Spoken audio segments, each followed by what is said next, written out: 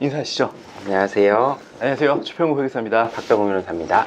변호사님, 오늘은 어떤 주제로 준비를 하셨나요? 네, 오늘은 네. 그 계약서의 위약금 조항에 대해서 좀 말씀을 드리려고 합니다. 위약금.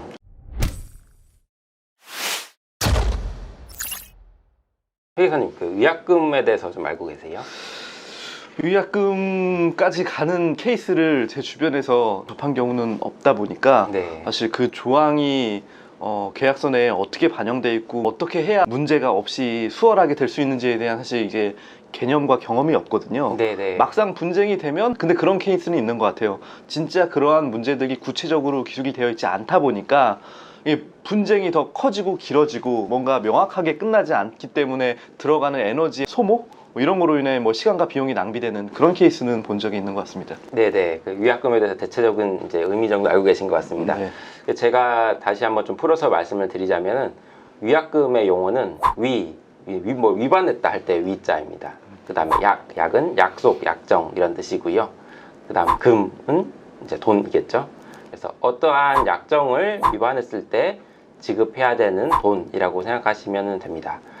부동산 계약을 하실 때 임대차 계약이든 또는 매매 계약이든 일반적으로 매수인이 또는 임차인이 계약을 체결할 때 지급하는 돈이 있죠. 네. 그게 보통 몇 프로인지 회계사님 아세요? 10%? 네, 보통 10% 지급을 하시고 계약을 하십니다. 그러면 이후에 만약에 매도인 또는 이제 임대인이 변심을 해서 임대차 계약이든 매매든 진행하지 않고자 한다면은 매도인의 입장에서는 어떻게 하면은 그 계약에서 벗어날 수 있을까요? 잠시만요. 죄송합니다.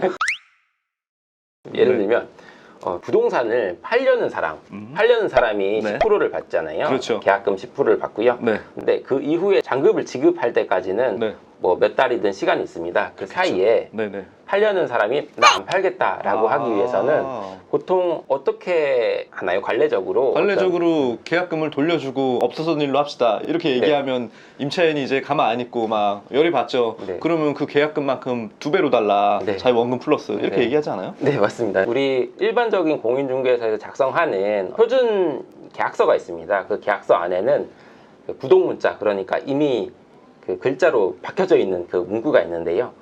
만약에 매도인의 경우에는 잔금 지급 전까지 어떤 계약에서 벗어나고자 한다면은 그 2배를 이제 상환해야 된다, 지급해야 된다. 그리고 매수인의 경우에는 이미 지급한 10%를 포기하고 이제 계약에서 벗어날 수 있습니다.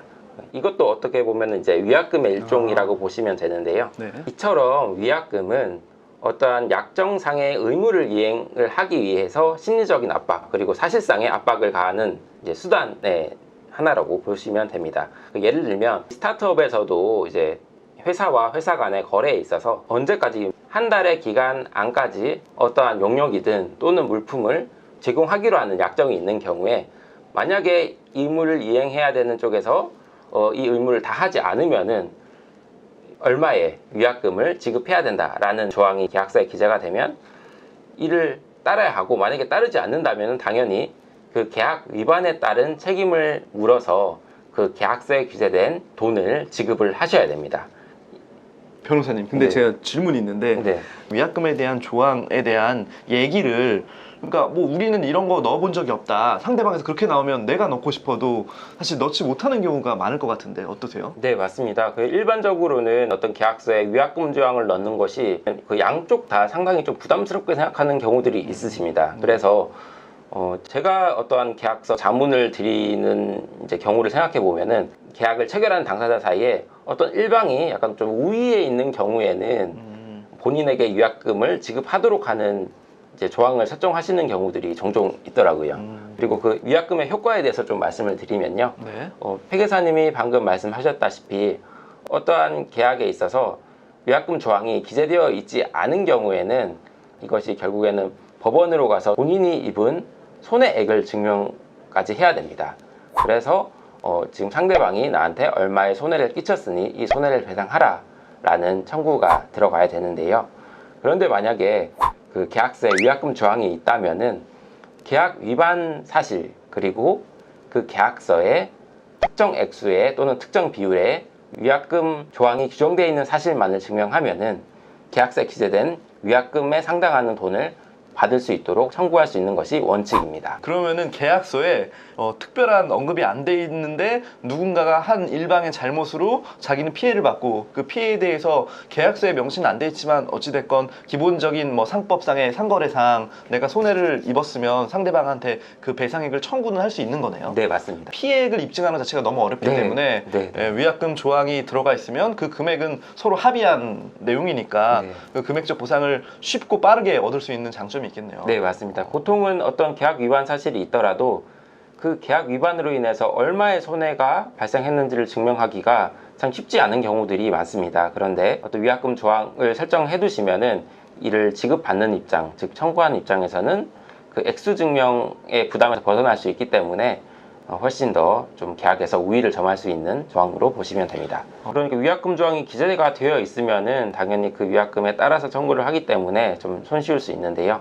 그렇지 않은 경우는 뭐 이런 경우들이 있습니다. 예를 들면 A 회사와 B 회사가 있고 어떤 거래의 과정에서 A 회사의 저작권이나 또는 발명한 영업상 중요한 사항을 B 회사에 공유하는 경우들이 있습니다. 그런데 B 회사가 이를 좀 교묘하게 이용을 해서 제3자와의 어떤 거래를 체결하시는 경우들이 있고요.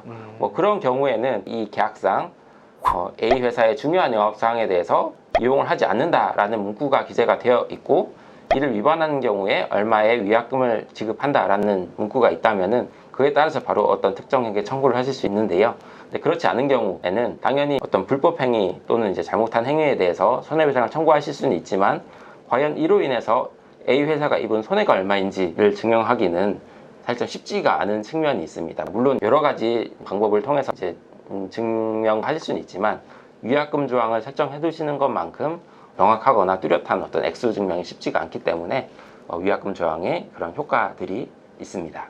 계약서에 안 써 있는 상태로 변호사님을 찾아왔어요. 네. 도와주세요. 그럼 변호사님이 피해액을 증명해줘야 되는데 네. 어떤 사례가 좀 기억나세요? 피해액 증명에 있어서는 뭐 여러 가지 증명 방법을 사용하는데요. 네. 세무서에 가세정보 제출명령 신청이라든지 또는 상대방 회사가 얻은 이익액을 좀 증명하기 위해서 상대방 회사에 뭐 금융정보를 좀 조회해 본다든지 여러 가지 수단을 사용을 해야 됩니다. 그 상황에 맞게 복잡하고 다양한 방법을 통해 최대한 입증하기 위한 정보를 취합하신다. 네네, 맞습니다. 이렇게 봐야겠네요. 네, 그래서 여러 가지 시도를 해봐야 되고 그 안에서 손해액을 증명을 해야 되는데 앞서 말씀드린 것처럼 위약금 조항이 있으면 1차적으로 그 위약금에 따른 손해배상 청구를 할 수 있습니다.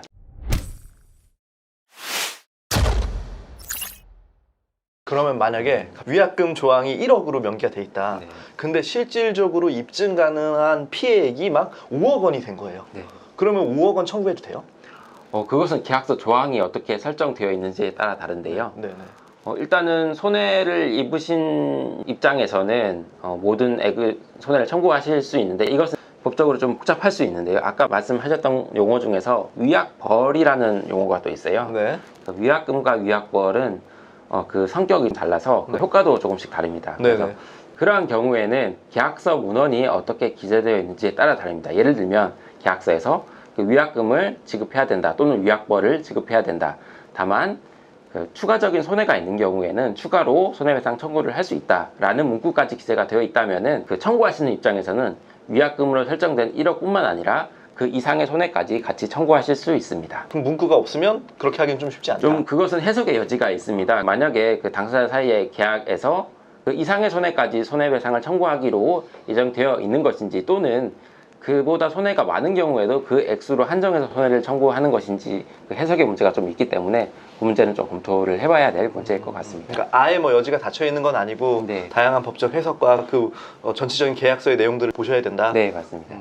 그런데 이제 일반적으로는 제가 뭐 어떤 그 사건이나 자문을 하는 경우에 보면은 네. 위약금을 좀 크게 설정을 하셔서 이 위약금 설정하시는 것 자체가 계약상의 어떤 우위를 점하고 있는 쪽에서 설정을 하는 것이기 때문에 일반적으로는 좀 큰 액수로 설정을 해줄 경우가 많습니다. 그리고 스타트업에서는 또 나중에 뭐 M&A나 그러한 측면에서도 M&A 계약상에 이행보증금이라는 것이 있습니다. 이것은 M&A 절차 진행에 있어서 협조를 하기 위해서 보증금을 납입하는 경우인데요. 마찬가지로 추후에 어느 한쪽의 기책 사유에 따라서 M&A가 성사되지 못할 때는 몰취하는 규정을 두는 경우들이 많습니다. 이것 역시 위약금의 일종이라고 생각하시면 됩니다.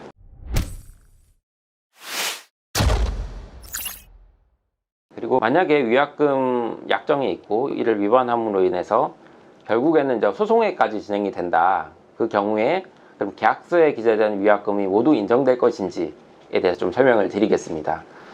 원칙적으로는 원고가 피고에 대해서 계약 위반 그리고 위약금 조항에 따라서 손해를 청구하는 경우에는 그 계약서상 기재된 위약금 그대로를 청구하는 것이 일반적이고 그것이 인정되는 것도 원칙입니다. 다만 예외적으로 위약금 자체가 너무 과도하게 설정된 경우에는 법원에서 직권으로 간획을 할 수 있습니다. 예를 들면 1억의 위약금이 기재가 되어 있다고 하더라도 그 여러 가지 사정을 살펴볼 때 계약 위반으로 인한 어떤 원고의 손해가 아주 좀 경미하거나 또는 적다.